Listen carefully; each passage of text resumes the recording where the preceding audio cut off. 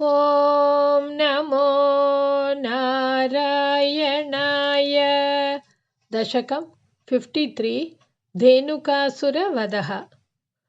अतीत्य बाल्यं जगतां पते त्वम् उपेत्य पौगण्डवयो मनोज्ञम् उपेक्ष्य वत्सावनमुत्सवेन प्रावर्तथा गोगणपालनायाम्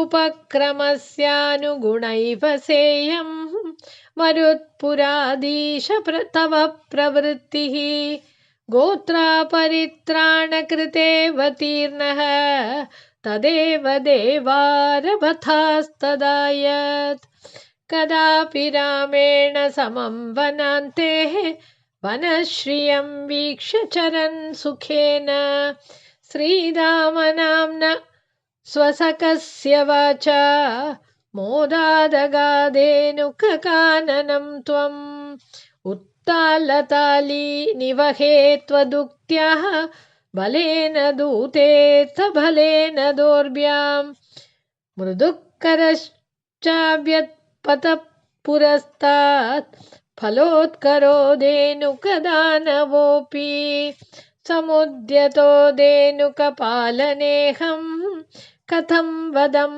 दैनुकमद्य कुर्वे इतीव मत्वा ध्रुवमग्रजेन सुरौघयोद्धारमजीगनस्त्वं तदीयभृत्यानपि जम्बुकत्वे नोपागतान् अग्रजसंयुतस्त्वं जम्बूफलानीव तदा निरास्तः तालेषु केलन् भगवन्निरास्तः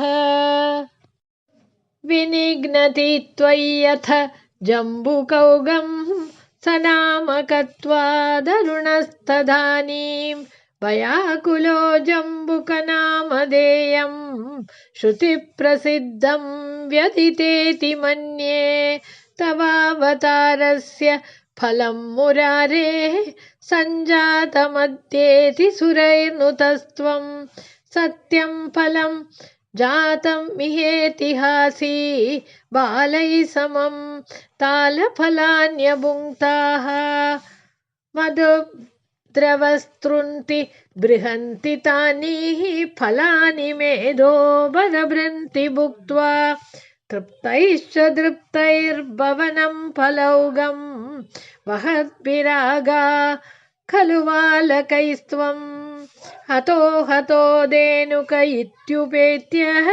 फलान्यदद्भिर्मधुराणि लोकैः जयेति जीवेति नुतो विभो त्वं मरुत्पुराधीश्वर पाहि रोगात्। सर्वत्र गोविन्दनाम संकीर्तनं गोविन्द गोविन्द।